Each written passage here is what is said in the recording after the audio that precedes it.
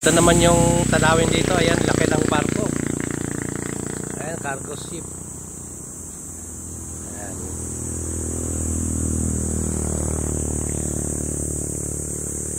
Saan ba yung Snake Island? Ito, yun.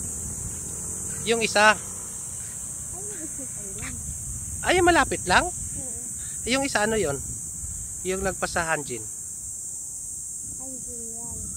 Hindi, ayun oh, sa likod ng malaking barko. Ayun. Ayun, Hanjin, ito yung Hanjin oh, ito, 'di ba? Ay yung ano. Ah, dito lang pala, ito lang pala yung Ah, malapit lang pala, no? Oo. Oh. Masarap din maligo diyan. Ligo lang ayun. Kanya yung bahay yan. Ano yan, yung ano? Cottage? Cottage yan? Yung bahay na yan.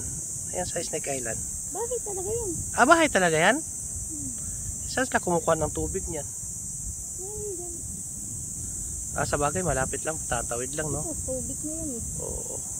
Ayan na pala Snake Island. Kala ko yung doon sa dulo. Ay, yung sa ano.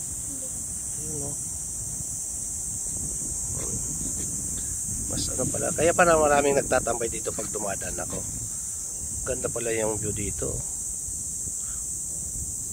Ano yan dyan? Mga beach na yan dyan? Resorts? Mga resort na yan dyan?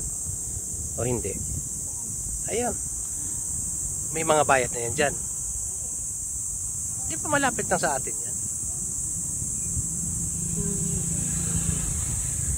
Ah, ito. May swim.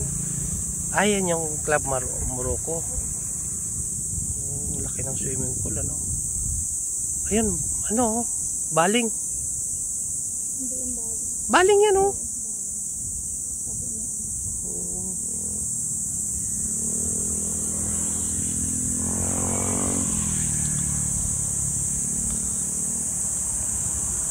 Ito guys, ito yung dating Hanjin, ngayon naging Hyundai Philippines na. Ayan, next year magpo-full blast na yan. Kailangan dyan siguro mga 50,000 na mga ano, workers. Kaya kung gusto nyo mag-apply, apply na yung mga welder ngayon dyan. Hanapin lang yung website ng Hyundai Philippines. Andun yung ano nyan, applyan. Hindi tayo basta-basta makapasok sa loob sa HR. Wala pa tayong kakilala dyan sa loob. May kakilala kami dyan, yung pinaka head accountant. Kaso lang hindi ko pa nakakausap.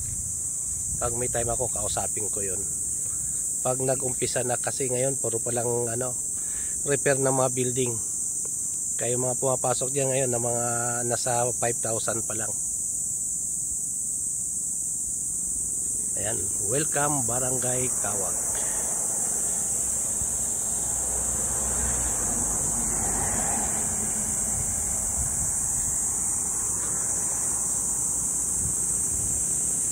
Daming huli naman yung ano na yan, baling na yan.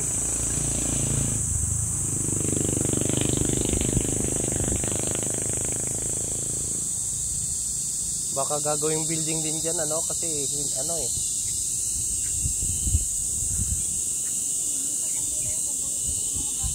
Oo nga, gagawing ano yan, mga hotel.